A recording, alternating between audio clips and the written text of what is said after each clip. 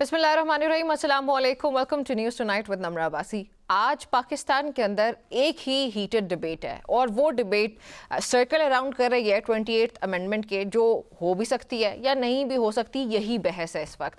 और ऑपोजिशन और हुकूमत के दरमियान तो जो सियासी कशीदगी है वो है ही है। लेकिन अभी 28वीं आईनी तरमीम को लेकर सबसे इंटरेस्टिंग एलिमेंट वो ये है कि हुकूमत के अंदर की जमातें, पाकिस्तान पीपल्स पार्टी और पाकिस्तान मुस्लिम लीग नून, ये आमने सामने आती हुई नजर आती हैं। नॉट ओनली दैट, ये भी कहा जा रहा है कि पाकिस्तान पीपल्स पार्टी इस्टेब्लिशमेंट के सामने आ रही है इस पे, तो इस्टेब्लिशमेंट की कुछ नाराज़गी नजर आती है। और ये पाकिस्तान के बहुत बड़े सहाफ़ी इस पे बात कर रहे हैं, इस पे रिपोर्ट कर रहे हैं, और उनका ये मानना है कि ये एक ऐसी तरमीम है जिसके अंदर ये जमातें नहीं बल्कि इस्टेब्लिशमेंट की भी सामने आ रही है, और इस्टेब्लिशमेंट की तरफ से पाकिस्तान पीपल्स पार्टी के लिए खास तौर पर नाराज़गी का इजहार किया जा रहा है। सो 28वीं आईनी तरमीम सियासी हलकों में एक बहुत इंपॉर्टेंट डिस्कशन बन चुकी है। सियासी तज्जियाकारों के मुताबिक पाकिस्तान पीपल्स पार्टी की हिमायत के बगैर किसी भी आईनी तरमीम का पार्लियामेंट से मंजूर होना तकरीबन नामुमकिन दिखाई देता है। अगर मैं नंबर गेम की भी बात करूं तो ये इवन पाकिस्तान पीपल्स पार्टी के चेयरमैन बिलावल भुट्टो जरदारी, उन्होंने ये कहा कि पाकिस्तान पीपल्स पार्टी के बगैर आप नहीं कर सकते तरमीम। सो आइन के मुताबिक किसी भी तरमीम के मंजूरी के लिए वैसे तो कौमी असम्बली और सेनेट दोनों में ही 2/3 अक्सरियत होना ज़रूरी है। So keeping that number game in head, it is very important to analyse कि क्या पाकिस्तान मुस्लिम लीग नून या दीगर उसकी जो इत्तेहादी जमातें, लेट्स से कि अगर पाकिस्तान पीपल्स पार्टी नहीं आती, उसको माइनस कर दिया जाए, तो क्या हुकूमत इस पोजीशन में होगी कि ये तरमीम कर ली जाए। सो हुकूमती इत्तेहाद के पास अकेले मतलूबा ये जो अक्सरियत है ये मौजूद तो नहीं बज़ाहिर, लेकिन इसमें क्या हो सकता है, क्या नंबर गेम हो सकती है, और पीपल्स पार्टी का किरदार इसमें इंतहाई अहम दिखाई देता है। तो ये 28वीं तरमीम से मुतालिक इस वक्त की डिबेट है। अब दूसरी एक और चीज़ भी बहुत इंपॉर्टेंट है, वो ये कि पाकिस्तान तहरीक इंसाफ, अब पाकिस्तान तहरीक इंसाफ के अंदर खुद ही बहुत इख्तलाफात हैं। अलीमा खान ने बारहा कहा कि बहुत से MNAs हैं या बहुत से हमारी पार्टी के रहनुमाएं, लीडर्स हैं जो इमरान खान के नाम पर आए, जिन्होंने वोट लिया, वो अपनी पावर को एंजॉय कर रहे हैं, अपने स्टेटस को एंजॉय कर रहे हैं, लेकिन इमरान खान के लिए और पार्टी के लिए कुछ भी नहीं कर रहे। तो उसके बाद दूसरी साइड ये रिपोर्ट करती है कि बहुत से MNAs, बहुत से रहनुमा, वो अलीमा खान से नाराज़ हैं और वो कई बार इस्तीफ़ा देने की बात करते हैं। सो मेरे माइंड में इस वक्त एक चीज़ ये भी आ रही है कि क्या ऐसा हो सकता है कि ये जो नाराज़ अरकान हैं, रहनुमा हैं, पार्लियामेंटेरियंस हैं पाकिस्तान तहरीक इंसाफ के, जो उकता चुके हैं इस वक्त, क्योंकि कई बार ऐसे हुआ ज़ाती तौर पर, जब मैंने पाकिस्तान तहरीक इंसाफ के कुछ रहनुमाओं से बात की तो उन्होंने कहा कि फ्रस्ट्रेटेड हैं बहुत से रहनुमा। तो ये जो फ्रस्ट्रेटेड रहनुमा है, क्या हुकूमत पाकिस्तान मुस्लिम लीग नून पर्टिकुलरली उनको तोड़ सकती है, अपने साथ मिला सकती है? तो ये भी बहुत इंपॉर्टेंट हो सकता है और इंटरेस्टिंग एक सिचुएशन डेवलप करने के लिए इंपॉर्टेंट हो सकता है ये बहुत ज़्यादा। एनी हाउ, ये आज की हमारी बहस होने जा रही है, इस पर बात करेंगे। और इसके अलावा दहशतगर्दी बहुत बढ़ रही है। KP के अंदर जो वाक़यात हैं उनके अंदर एक राइज दिखने में आ रहा है। वो अलग बात है कि पाकिस्तान के इदारे उसको काउंटर करने के लिए बेहतरीन परफॉर्म कर रहे हैं, लेकिन at the same time we also have to look at the facts कि ये दहशतगर्दी के बाद बढ़ रहे हैं, तो इनके पीछे क्या है। जब इन तमाम तर अहम मामलात पर बात करने के लिए प्रोग्राम में मुझे ज्वाइन किया है हमाद हसन साहब ने, साथ ही मुझे ज्वाइन करें पाकिस्तान तहरीक इंसाफ के रहनुमा नियाज़ुल्लाह नियाज़ी साहब। आप दोनों का मुझे प्रोग्राम में ज्वाइन करने के लिए बहुत शुक्रिया। नियाज़ी साहब, आपसे स्टार्ट करते हैं। सर, पाकिस्तान तहरीक इंसाफ की तो खैर चलें एक डिबेट चल ही रही होती है हर वक्त, लेकिन अभी पाकिस्तान की सियासत में सबसे बड़ी डिबेट वो 28वीं आईनी तरमीम को लेके है। सर, क्या समझते हैं आप कि ये तरमीम होने लगी है? देखें कि सबसे पहली बात है कि आईनी कोई भी तरमीम होती है तो उस पर पार्टीज़ का कंसेंसस होता है। और कंसेंस आप अगर उठा के देखें ना कि 1973 का जो कॉन्स्टिट्यूशन था, तो उस टाइम तमाम पार्टीज़ को ऑन बोर्ड लिया, क्योंकि कॉन्स्टिट्यूशन में अमेंडमेंट हो रही है। अभी हम तो इस असम्बली में जिस तरीके से 8 फरवरी के इलेक्शन हुए, उस इलेक्शन के बाद हम इस असम्बली को अवाम की नुमाइंदा असम्बली कहते ही नहीं हैं। इसी वजह से हम दोनों जो तरामीम हैं, 26वीं और 27वीं तरामीम हुई, उनके हम ख़िलाफ़ हैं कि वो तरामीम जो हुई हैं वो उसमें ख़ुसूसन जो अदलिया की आज़ादी को अंडरमाइन किया गया है कि एक जज जो इंडिपेंडेंट, जो आइनी तौर पे आज़ाद था, जो बेसिक स्ट्रक्चर है आइन का जिसमें अदलिया की आज़ादी को तहफ़्फ़ुज़ दिया गया है, वो उसमें तहफ़्फ़ुज़ जो है वो ख़त्म हो गया है और अब अदलिया की आज़ादी। तो सर, उसके खिलाफ फिर आपने कर क्या लिया? देखिए ना, हम देखें, ये होता है कि हम उस टाइम से अपनी तहरीक में उसी तरह खड़े हैं। आज भी हमारा मौक़िफ़ ये है कि 8 फरवरी का इलेक्शन, रिज़र्व सीट्स और जिस तरीके से इलेक्शन किया गया है, अब आप 28वीं तरमीम की बात की है, 28वीं तरमीम का अभी तक तो किसी के सामने ड्राफ्ट ही कोई नहीं है। मैंने कल पाकिस्तान पीपल्स पार्टी के उसको चेयरमैन को सुना, اس نے بھی کہا جی ہمیں تو کوئی پتہ نہیں ابھی کیا ڈرافٹ ہے. ہر آدمی یہ کہہ رہا ہے کہ ہمارے پاس کوئی ڈرافٹ نہیں ہے. یقیناً 26ویں اور 27ویں کا بھی ان کے پاس کوئی ڈرافٹ نہیں تھا. لیکن اگر اس کے اندر اگر آپ پوچھیں گے کہ اس کے اندر وہ پھر آپ پوچھیں گے کہ اس کے اندر کیا آ رہا ہے, کیا امینڈمنٹ کرنے جا رہے ہیں. جب تک ڈرافٹ نہیں ہوتا آپ کے پاس بھی ہمارے پاس بھی ہم کچھ نہیں کہہ سکتے. لہٰذا یہ متنازع قسم کی ترامیم جو ہیں اس کو یہ تو چیلنج ہوگی, اور لازمی بات ہے کہ ہم تو یہی کہیں گے یہ ریورس بھی ہوں گی. اگر ہم کل آتے ہیں 2/3 میجارٹی سے, اگر اس میں ایسی چیزیں ہوتی ہیں تو یہ ریورس بھی ہوں گی. ہاں اگر ایک چیز ہے نمرہ کہ اگر کوئی ایسی باتیں ہو رہی ہیں کہ جس طریقے کہتے ہیں کہ یہ صوبے بنائے جائیں, وہ تو ہم نے بھی کہا تھا کہ ہم نے ڈسٹرکٹ بنائے تھے. اگر کہتے ہیں کہ جی NFC ایوارڈ ہے, یا اس کے بعد وہ ہے کیا نام ہے اپنا جو اس کے صوبے مزید بنانے ہیں, تو کچھ چیزیں ہیں جو بطور student of law, student of constitution, یا میں کہوں کہ میں بطور وکیل کہ جو 18ویں ترمیم ہے اس میں کچھ ایسے محکمے تھے جو صوبوں کو دیے گئے اور وہ واپس لیے رہے ہیں. اب اس میں صوبوں کا کنسنسس کیا بنتا ہے. یہ چیزیں ہیں کہ ایسے محکمے ڈیوالو کیے گئے جب صوبے کہیں ڈائریکٹلی ایگریمنٹ میں جاتے ہیں تو اس کے لیے جو حکومت ہے, وفاقی حکومت, وہ اس کے لیے لیبل ہو جاتی ہے. تو اسی طرح NFC ایوارڈ میں صوبے کہتے ہیں کہ جو ہمارا شیئر ہے اکارڈنگ ٹو آرٹیکل 160 ہے کنسٹیٹیوشن کا, وہ ہمیں اپنا شیئر نہیں ملتا. تو یہ چیزیں ڈسکس ہونی چاہیے. لیکن آپ والا کویسچن ہے کہ اسمبلی پہ ہم وہی کہتے ہیں کہ اگر عوام کی اسمبلی منتخب ہو تو وہ چیز ہم اس کو ڈسکس کرتے. جو ہم 210 سیٹ پہ جیت کے آئے تھے تو وہ ہوتا کہ آئینی ترامیم جو ہوتی اور وہ ملک کے مفاد کے لیے, وہ تو ہم بھی کہتے ہیں کہ ملک کے مفاد کے لیے ایسی ترامیم ہونی چاہیے جس سے عوام کو بینیفٹ ہو. حماد صاحب سے پوچھیں, حماد صاحب آپ کی کیا رائے ہے؟ 28ویں آئینی ترمیم ہونے لگی ہے, ممکنہ طور پہ اس کی ڈیبیٹ اس وقت بہت چل رہی ہے. تو جب ڈیبیٹ شروع ہو جاتی ہے خاص طور پہ پاکستانی میڈیا میں, تو یہی لگ رہا ہوتا ہے کہ کوئی چیز ہونے لگی ہے, اسی لیے اس کی جو ڈیبیٹ ہے وہ شروع ہو چکی ہے. تو کیا ہونے لگا ہے سر؟ دیکھیے اس کے تکنیکی حوالہ جو ہے وہ تو نیازی صاحب بہتر طور پر بات کریں گے, وہ وکیل ہیں. لیکن اس سے پہلے جو 2 ترامیم آئی تھی 27ویں اور 26ویں ترامیم, بتایا جائے کہ ان ترامیم کا کیا فائدہ ہوا, ملک و قوم کو کیا فائدہ ہوا, جمہوریت کو کیا فائدہ ہوا, معیشت کو کیا فائدہ ہوا, سیاست کو کیا فائدہ ہوا. کوئی فائدہ تو ہمیں نظر نہیں آیا. اگر فائدہ کہیں ہوا ہے تو وہ ہم نے دیکھا نہیں ہے, اور نہ وہ فائدہ ہم تک یا عوام تک پہنچائے. آتے ہیں 28ویں ترمیم کی طرف. دیکھیں PTI کی کمزوری یہ ہے کہ وہ ایک طاقتور اپوزیشن کے طور پر موجود ہے, تقریباً 100 کے قریب ان کے ممبران ہیں. لیکن اپوزیشن کی جو طاقت ہوتی ہے اس طاقت کو نہ وہ سمجھ سکے, نہ اس طاقت کو استعمال کرنے کا ہنر ان کو آیا. وہ ہمیشہ یا ناراض ہو جاتے ہیں, یا واک آؤٹ کر جاتے ہیں, یا غصے اور اشتعال میں آ جاتے ہیں. میں بہت محتاط لفظ استعمال کرتا ہوں. اگر PTI اپنی طاقت کو پہچان لے, پارلیمان کے اندر یعنی قومی اسمبلی اور سینٹ میں ان کی بڑی اکثریت ہے, اس کو پہچان لے اور ان سے کہے کہ بھائی وہ ڈرافٹ جو ہے 28ویں ترمیم کا وہ ہمیں بھی مہیا کر دے, تاکہ ہم اس حوالے سے اس کی اسٹڈی کر لیں, آپس میں مشاورت کر لیں.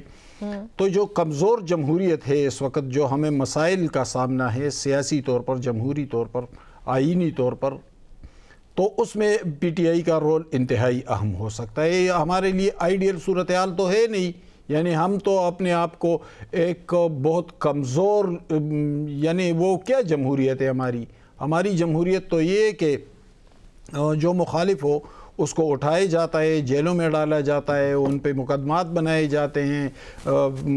فریڈم آف سپیچ اور فریڈم آف پریس جو ہے وہ بھی ہمارے سامنے ہے. تو صورتحال تو کوئی زیادہ تسلی بخش نہیں ہے.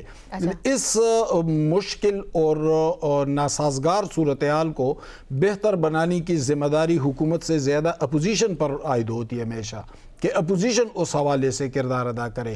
لیکن بدقسمتی سے PTI نے وہ کردار ادا نہیں کیا جو ایک تگڑی اور مضبوط اپوزیشن کو ادا کرنا چاہیے. نیازی صاحب اس پہ آپ کامنٹ کرنا چاہیں گے؟ رائے میری بھی یہی ہے جو بالکل حماد حسن صاحب کی ہے کہ اپوزیشن کا کردار بڑا تعمیری ہوتا ہے. آپ کا آف کورس ایک چیز انڈرسٹینڈیبل ہے کہ پرسنالٹی سینٹرک بھی ہو سکتے ہیں ان کیس کہ آپ کے عمران خان پارٹی کے لیڈر ہیں, سب سے امپورٹنٹ شخصیت ہے, انہی کے نام سے یہ جماعت اگر چلتی ہے تو ان کی رہائی, ان کی صحت, یہ سب بھی ضرور چلنا چاہیے. لیکن سر دوسری طرف انہی کا شاید نظریہ لے کے آگے بڑھا جا سکتا تھا کہ پاکستان میں رول آف لا ہونا چاہیے, بڑی بہترین قسم کی جوڈیشری ہونی چاہیے. تو اگر آپ یہ کہتے ہیں کہ یہ متنازع ترامیم ہے 26ویں 27ویں, تو سر آپ لوگوں کا کردار اس میں بطور ایک اپوزیشن سامنے بالکل بھی نہیں آیا.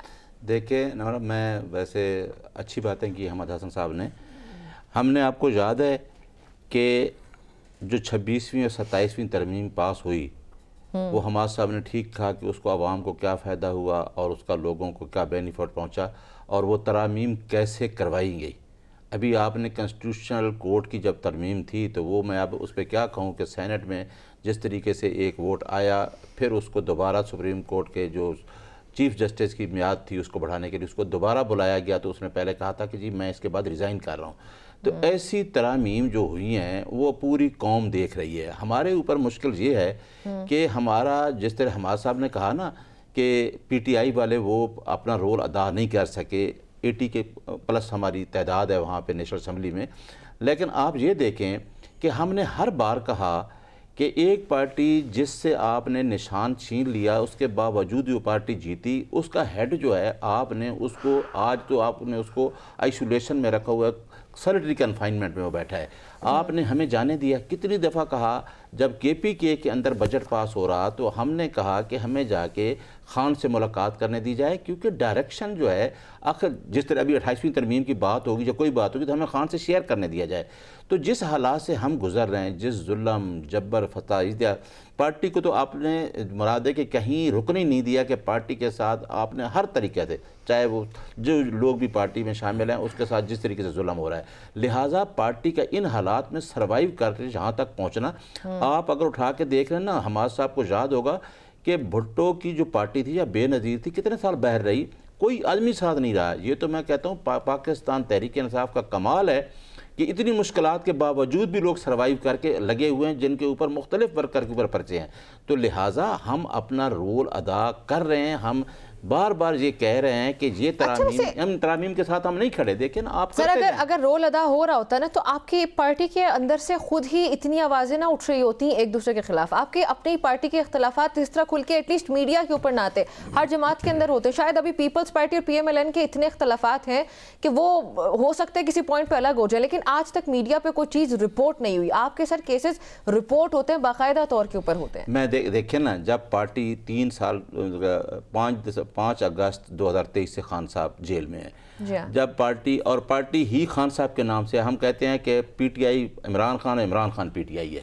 تو جب پارٹی کے حالات ایسے چل رہے ہوں, اور یہ ہمیشہ پولیٹیکل ڈیفرنسز ہوتے ہیں. آپ اگر دونوں پارٹیوں کو اٹھا کے دیکھ لیں, جب پارٹی مشکلات میں ہوتی ہے, فرسٹریشن ہوتی ہے تو اختلاف ہوتا ہے. لیکن اس کے باوجود بھی چاہے میں ہوں, چاہے گوہر ہے, چاہے راجہ سلیمان اکرم ہے, چاہے علیمہ خان ہے, چاہے جو بھی ہیں, بات عمران خان پہ سارا اکٹھے ہی ہیں.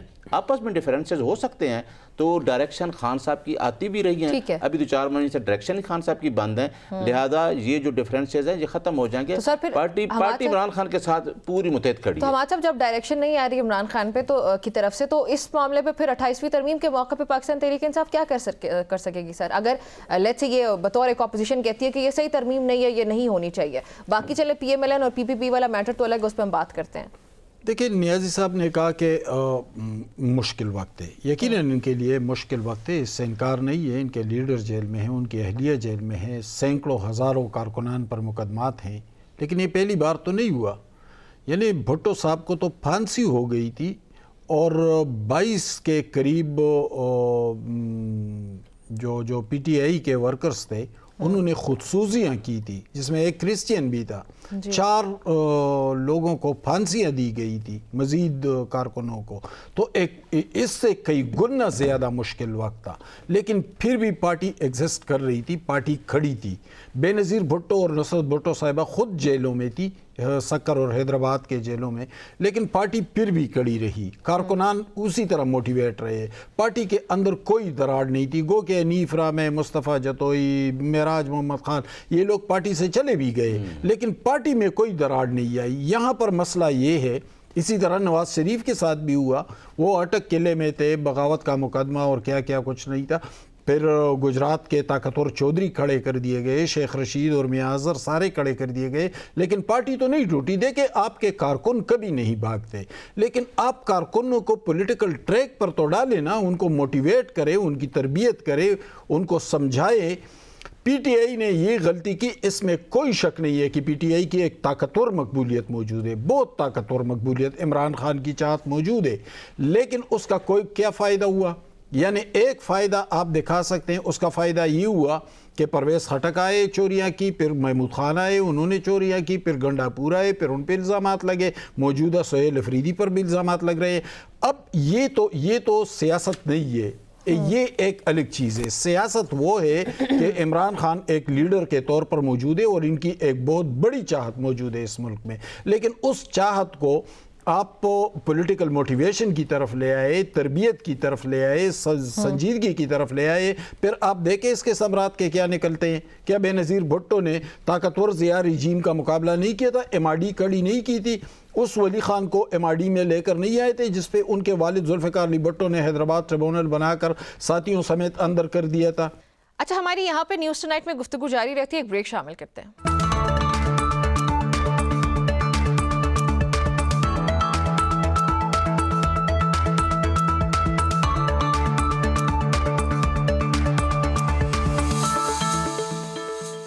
Welcome back to news tonight with Namra Abbasi. वैसे व्हाट्सएप, अगर मैं आपसे ज़ाती तौर पे सवाल पूछूं, ये तो आप जो वाक़यात का जिक्र कर रहे हैं वो तो मैंने देखे नहीं, लेकिन पढ़े ज़रूर होंगे। सर, वैसे जो वो सब वाक़यात हैं, बेनज़ीर साहिबा हो गई, नवाज शरीफ साहब, दीगर जो पाकिस्तान की सियासत के बहुत बड़े नाम हैं माजी के, उनके कंपैरिजन में अगर मैं आपसे कहूँ कि इमरान खान के हालात या पाकिस्तान तहरीक इंसाफ को जो फेस करना पड़ा, उसमें कुछ फ़र्क है, सख्त है, कम है, किसका सामना करना पड़ा पाकिस्तान तहरीक इंसाफ? देखिए, सख्तियाँ तो और लोगों ने भी बर्दाश्त की। यानी आप देखें, खान अब्दुल गफ़ार खान ने तकरीबन 30 साल जेल काटी, JM सैयद ने 20 साल जेल काटी, वली खान ने 14 साल जेल काटी, इसी आसिफ जरदारी साहब ने 11 साल जेल काटी, सब ने, आफ्ताब शेरपाव साहब, मौलाना फजल रहमान, नवाज शरीफ, बेनज़ीर भुट्टो, यानी कोई नहीं बचा, असफंदियार, वली खान, ये तमाम लोगों ने जेलें और सहूबतें काटी। इमरान खान भी जेल काट रहे हैं। अब उसका उस कंपेरिजन की ज़रूरत नहीं है कि किसने ज़्यादा काटी। सवाल ये है कि काट क्यों रहे हैं, वजह क्या है कि हमारा एक भी सियासतदान नहीं बचा। आप शुरू हो जाए हुसैन शहीद सहरवर्दी से, जी हाँ, आते आते फातिमा जनाह को देख ले, भुट्टो को देख ले, बेनज़ीर, नवाज शरीफ या अभी इमरान खान का मामला है। हो क्यों रहा है भाई? हो इसलिए रहा है कि आप सियासतदानों ने आईन और कानून को मजबूत नहीं किया।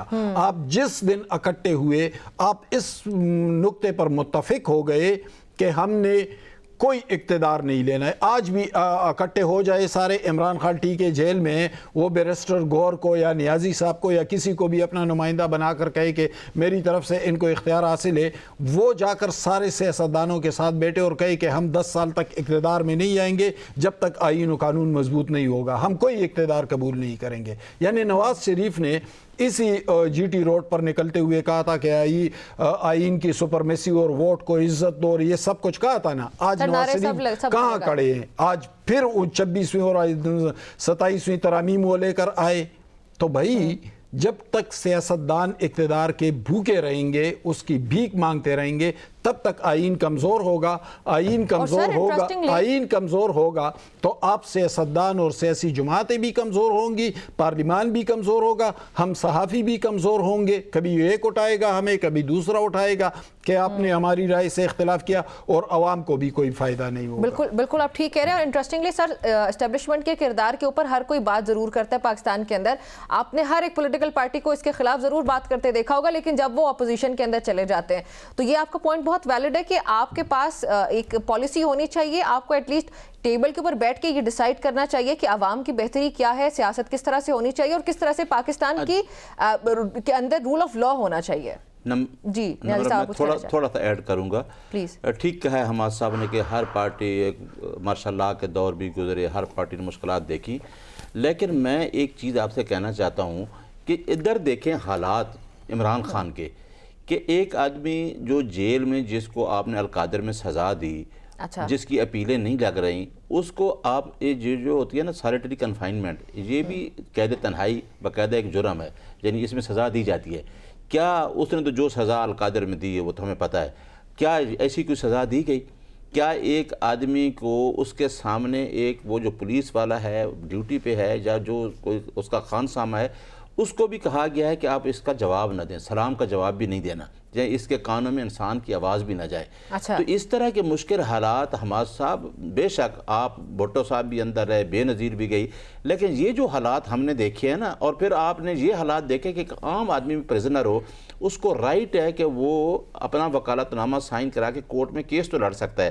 اب ہمیں مشکل کیا پیش آ رہی ہے کہ ہم عمران خان کے کیس نہیں لڑ سکتے, یعنی وکالت نامے تک سائن نہیں ہو رہے, ملاقات تو پیچھے, بہنوں کی ملاقات نہیں ہے, ہماری ملاقات نہیں ہے. اس پہ اگر آپ کامنٹ ایڈ کرنا چاہیں تو پلیز, نہیں تو ہم پھر ٹاپک کی طرف ہی بڑھتے ہیں واپس.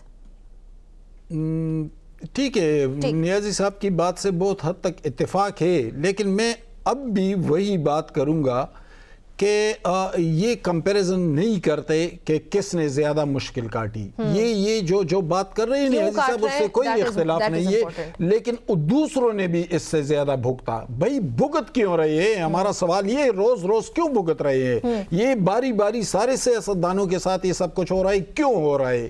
یہ چور ڈاکو صرف سیاستدان ہیں اور دوسرے ممالک میں نہیں, یہ صرف پاکستان میں ہیں. بھائی نظام کو جب تک بہتر نہیں بنائیں گے اسی طرح ہوتا ہے. اور اکاؤنٹیبلٹی بھی صرف پولیٹیشینز کی کیوں ہو رہی ہے؟ اچھا نیازی صاحب مجھے یہ بتائیں کہ اب 28ویں ترمیم کے موقع پہ ہم یہ دیکھ رہے ہیں کہ آپ کی بہت امپورٹنٹ میٹنگز ہو رہی ہیں. محمود خان اچکزئی صاحب کی ریسنٹلی بہت امپورٹنٹ میٹنگز ہوئی مولانا فضل الرحمان صاحب کے ساتھ. ہم کیا ایکسپیکٹ کریں سر کہ آپ لوگوں کا کوئی الائنس ہو سکتا ہے, آپ سے ریچ آؤٹ کرنے کی آپ کوشش کر رہے ہیں, آپ کو کسی نے کیا ہو رہا ہے؟ دیکھیں, جو ایک تو بجٹ آنے والا ہے سامنے, ملک میں مہنگائی جو ہے وہ آسمان کو چھو رہی ہے. آپ کو پتہ ہے آپ کا کسان پریشان, آپ کی ایکسپورٹ بند ہے, آپ کی انڈسٹری بند ہے, آپ کا آپ کا جو جو آپ کا پڑھا لکھا طبقہ ہے وہ ملک سے باہر جا رہا ہے اور یقیناً جا رہا ہے. آپ دیکھیں کہ لوگ یو کے میں, کینیڈا میں شفٹ ہو رہے ہیں, اس مہنگائی کے ہاتھوں اتنے لوگ تنگ ہیں. تو میرا خیال ہے کہ اب پارٹی اس بات پہ بھی آ گئی ہیں کہ ہم ایک علاقوں سے اپنے نمائندے ووٹ لے کے آئے ہیں اور ہم لوگوں کو کیا ڈیلیور کر رہے ہیں. تو اس وجہ سے یہ الائنس اس وجہ سے ہو رہا ہے کہ ملک کو یہ سب سے مشکلات, اب پیٹرول کی قیمت جب بڑھتی ہے نا تو پھر مہنگائی جو ہے وہ ڈبل ٹرپل ہو جاتی ہے. اس وجہ سے دوسری پارٹیوں کو آن بورڈ لیا جا رہا ہے. لیکن میں نے اس دن بھی ایک بات کی تھی کہ ہمیں ایکسیس وہ دیں کہ کل ہماری کمیٹیوں کے بارے میں بات ہوئی کہ میں اور حماد صاحب اکٹھے تھے ایک پروگرام میں, تو میں نے کہا جی الٹیمیٹلی جو لاسٹ اپروول ہوگی نا وہ خان صاحب نے دینی ہے, چاہے اچکزئی صاحب ہوں, چاہے علامہ ناصر صاحب ہوں, اور چاہے گوا صاحب ہوں, چاہے میں ہوں. ہم نے جا کے عمران خان سے وہ چیز شیئر کرنی ہے اور یہ تو ہمیں ایکسیس دی جائے نا. لہٰذا ابھی جو پارٹیوں کا اکٹھا ہونا ہے, ملکی حالات ہے, آپ کی پولیٹیکل انسٹیبلٹی ہے, آپ کے معاشی حالات خراب ہیں, تو میرا خیال ہے پولیٹیکل پارٹی ایک وزڈم کے تحت بیٹھ کے یہ ڈیسائیڈ کریں گے کہ آنے والے حالات کو کس طریقے سے فیس کرنا ہے. کیونکہ ایکچولی جو مین سٹیک ہولڈر ہے پاکستان کی 25 کروڑ عوام ہے, اسی کا سوچنا ہے ہم نے کہ ان کے مفاد میں ہم کیا کر سکتے ہیں. اچھا حماد صاحب, ایک اور جو امپورٹنٹ ڈیبیٹ ہے وہ پاکستان کے بہت نامور صحافی, ان کی طرف سے بھی یہ کی جا رہی ہے کہ اسٹیبلشمنٹ ناراض ہے پاکستان پیپلز پارٹی سے, اور سب سے بڑی ناراضگی یہ ہے کہ جب حکومت بن رہی ہے آپ نے وہ عہدے ضرور انجوائے کیے, لیکن اب جب کہ پاور کو ڈیزالو کرنے کی بات آتی ہے تو اس پہ آپ کا اعتراض ہے, اور اس وجہ سے کوئی آمنے سامنے آ سکتے ہیں پیپلز پارٹی اور اسٹیبلشمنٹ. آپ کو یہ نظر آ رہا ہے کیسے ہو رہا ہے؟ اسٹیبلشمنٹ ناراض ہو تو پیپلز پارٹی والے پھر جھک جائیں گے, پھر راضی کر لیں گے. ایک دفعہ اینٹ سے اینٹ بجانے کی بات کی تھی, اور پھر ہم نے دیکھا تھا کہ کراچی میں نثار مورائی اور عزیر بلوچ اور منظور کاکا اور کیا کیا کردار نکل آئے تھے, اور کیا کیا فائلیں گردش میں آ گئی تھی. تو بھئی جب آپ کے اندر کمزوری ہو تو پھر آپ کو ناراضگی کا حق نہیں ہوتا. طاقتوروں کے سامنے آپ کو ناراضگی کا یا گلے شکوے کا یا اپنی رائے دینے کا حق نہیں ہوتا. آپ اپنے آپ کو مضبوط اور تگڑا بنائیں, پھر آپ کے حق کو تسلیم کیا جائے گا, اور تگڑا آپ تب بن سکتے ہیں جب آئین کو سپرمیسی ملے. تو بہرحال یہ ایسی بات ہے, کچھ عرصے میں سب کچھ ایڈجسٹ ہو جائے گا. दोनों जमातें जिस तरह फिर इक़्तिदार इसका में मतलब ये हुआ कि जैसे 26वीं के दौरान शोर मचा था कि ये हम नहीं होने देंगे, 27वीं के दौरान बहुत शोर मचा, लेकिन हुआ कुछ नहीं इवेंचुअली। उसी तरह होगा, उसी अच्छा, तरह कोई फ़र्क नहीं पड़ता। जब उनको अपनी ताकत का अंदाज़ा है, वो ये भी जानते हैं कि इलेक्शन कैसे हुआ था, हम इक़्तिदार में कैसे आए हैं और सिस्टम में हमें किस तरह एडजस्ट किया गया है, सिस्टम से हम निकलेंगे तो उसके नुकसानात क्या होंगे, वो इन चीज़ों को जानते हैं, कोई मसला नहीं रहेगा। तो हमारे साहब इसमें फिर JUIF की क्या प्रेजेंस है? मौलाना फजल रहमान पे लास्ट टाइम भी बहुत स्पॉटलाइट थी और वो किसी हद तक जस्टिफाइड थी। अब इस बार भी ऐसे लग रहा है कि वो उनके इंपॉर्टेंट मीटिंग्स, इवन कराची जाना और इसके अलावा मीटिंग्स हम लोग इधर उधर देख रहे हैं, तो ये सब क्या है?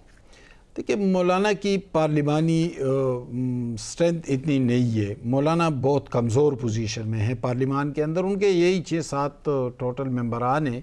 तो चूँकि पीपल्स पार्टी और मुस्लिम लीग का अलाइंस भी है, मखलूत हुकूमत भी है, तो मौलाना की कोई ख़ास ज़रूरत भी नहीं पड़ती और उनकी ताकत भी इतनी नहीं है। तो मुझे इसमें कोई, इस बात में कोई वज़न नहीं लगता कि मौलाना की अहमियत बढ़ जाएगी। उनकी अहमियत किस वजह से बढ़ जाएगी, यानी उनकी पार्लिमानी ताकत कितनी है? उनको ये ऑफर भी तो किया गया है कि महमूद खान अचकज़ई साहब की तरफ से रिपोर्टेडली आई एम सेइंग कि आप जो है वो अपोजिशन को ज्वाइन करें, आपको हेड भी बना दिया जाएगा। तो ऐसा कुछ हो सकता है? नॉट टू फॉरगेट कि PDM भी बना, मौलाना ने उसको लीड किया, सारे को गवर्नमेंट को ओवरथ्रो किया।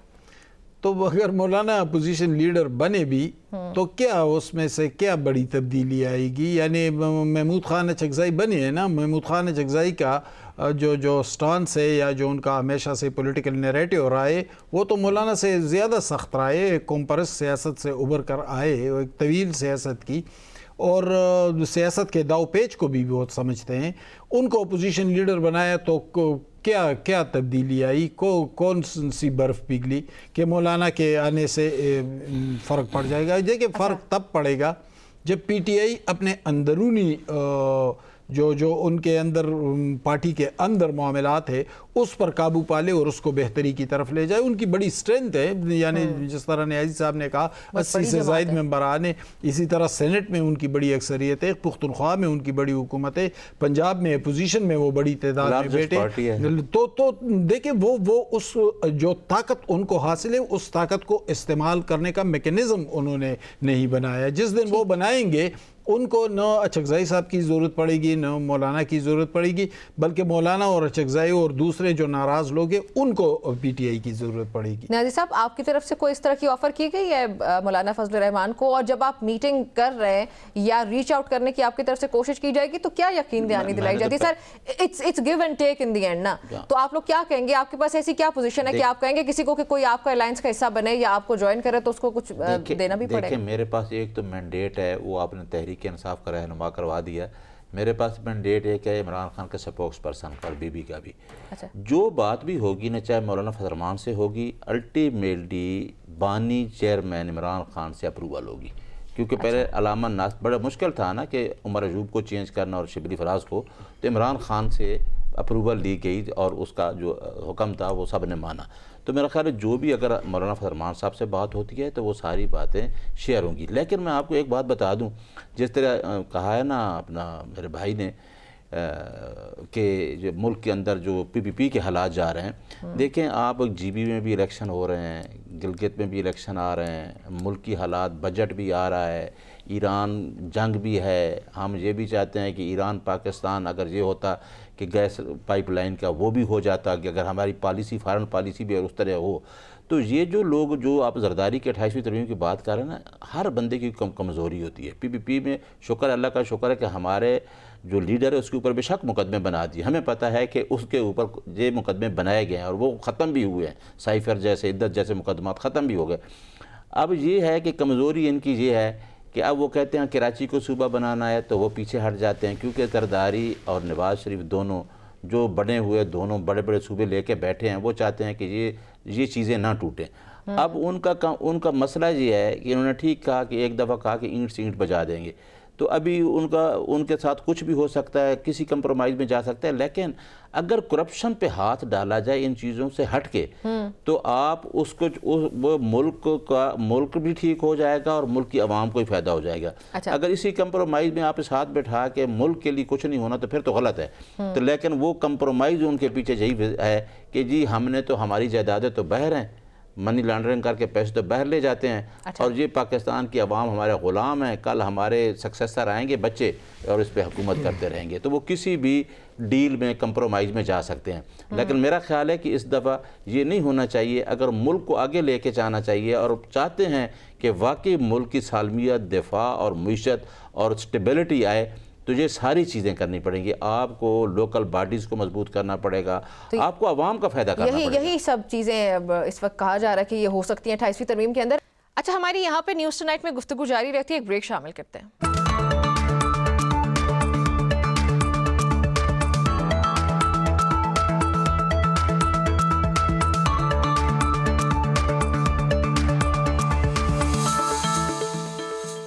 Welcome back to news tonight with Nimra Abbasi. اچھا حماد صاحب, مجھے ایک اور چیز بھی سمجھائیں کہ Pakistan Peoples party let's say کہ نہیں آتی ہے on board with Pakistan Muslim League Noon اور 28ویں ترمیم کا موقع آ جاتا ہے, تو سر پاکستان پیپلز پارٹی کے پریزنس کے بغیر یہ کس حد تک پریکٹیکل ہے حکومت کے لیے, پاکستان مسلم لیگ نون کے لیے اس ترمیم کو پاس آؤٹ کرنا؟ کیونکہ بلاول بھٹو صاحب تو یہ کہہ رہے ہیں کہ 28ویں ترمیم کا کوئی مسودہ سامنے نہیں آیا, اور ساتھ یہ بھی کہتے ہیں کہ ہماری مرضی کے بغیر کچھ بھی نہیں ہو سکتا ہے, یہ ترمیم پاس نہیں ہو سکتی. تو گورنمنٹ کس پوزیشن میں ہوگی؟ دیکھیے 2/3 میجورٹی تو ریکوائرڈ ہے, وہ تو لازمی ہے, اور وہ پیپلز پارٹی کے ساتھ مل کر پوری ہو رہی ہے. لیکن پیپلز پارٹی جائے گی کیوں؟ کیا پیپلز پارٹی یہ جو موجودہ پوزیشن ہے ان کے بہت سارے معاملات ہیں, ان فائلوں کو پیچھے دھکیل دیا گیا ہے. سندھ حکومت ان کو دی گئی ہے, پریزیڈنسی دی گئی ہے, پنجاب اور خیبر پختونخوا کی حکومتیں دی گئی ہے, کشمیر کی حکومت دی گئی ہے.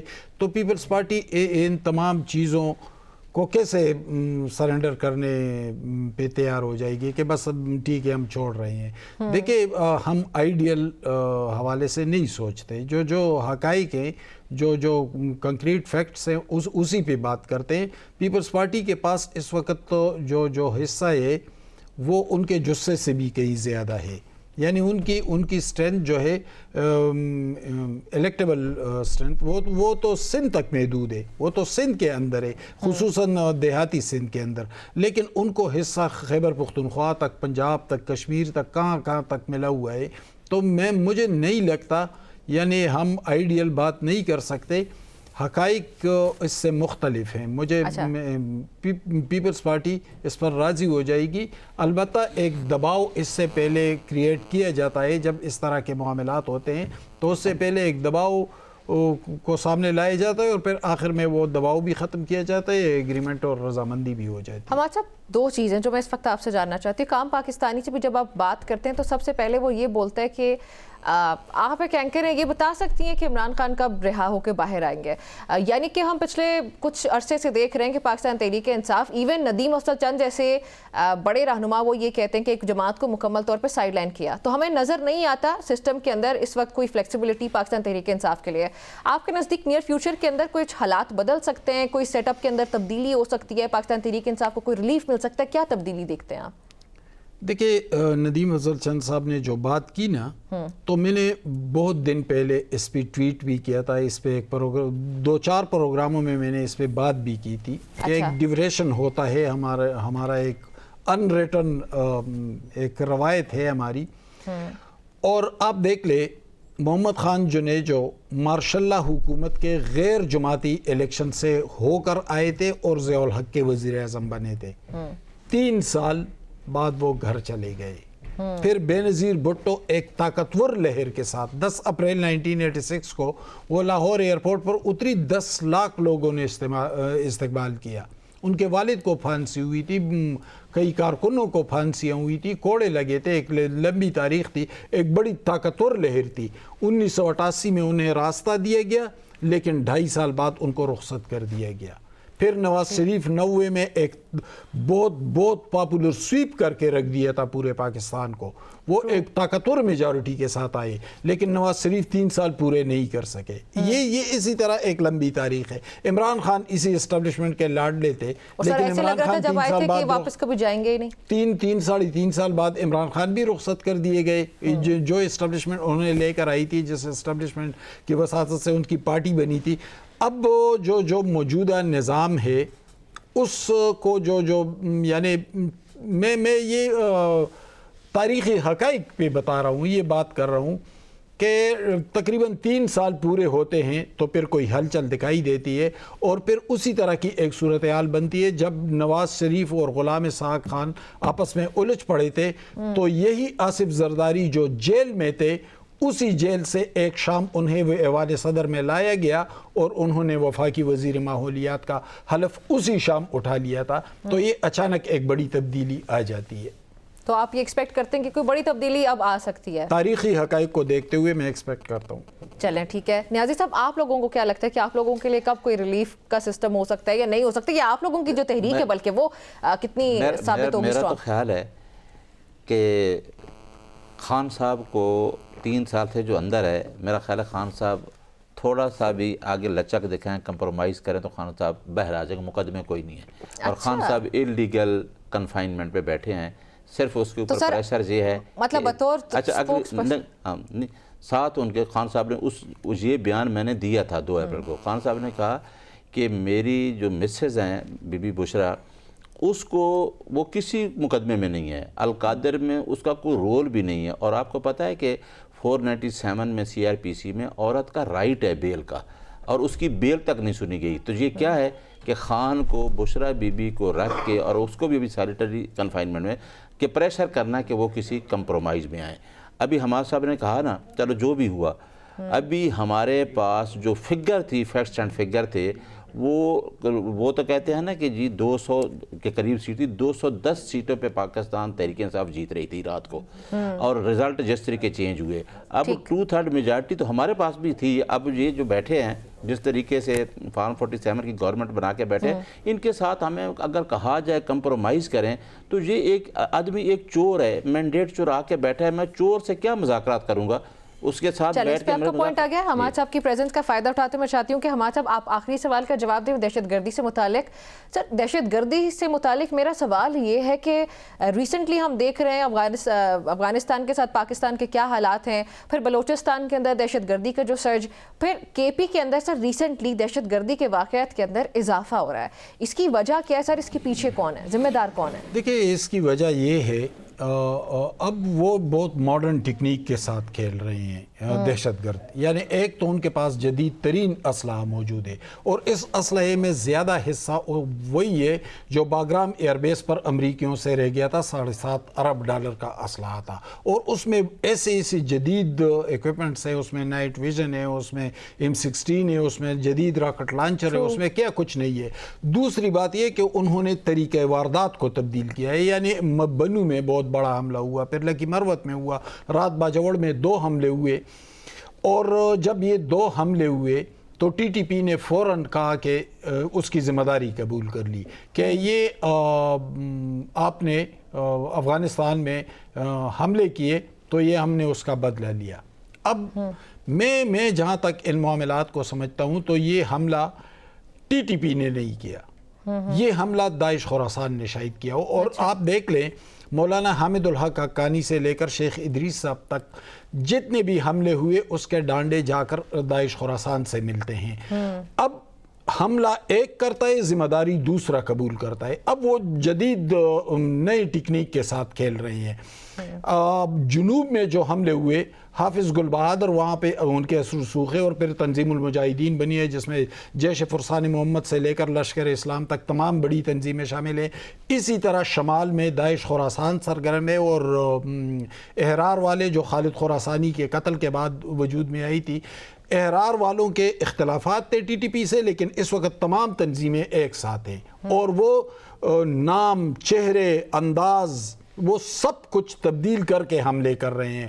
اس کو سمجھنے کے لیے بہت گہرائی میں جانا پڑے گا، اس کو گہرائی کے ساتھ سمجھنا ہوگا۔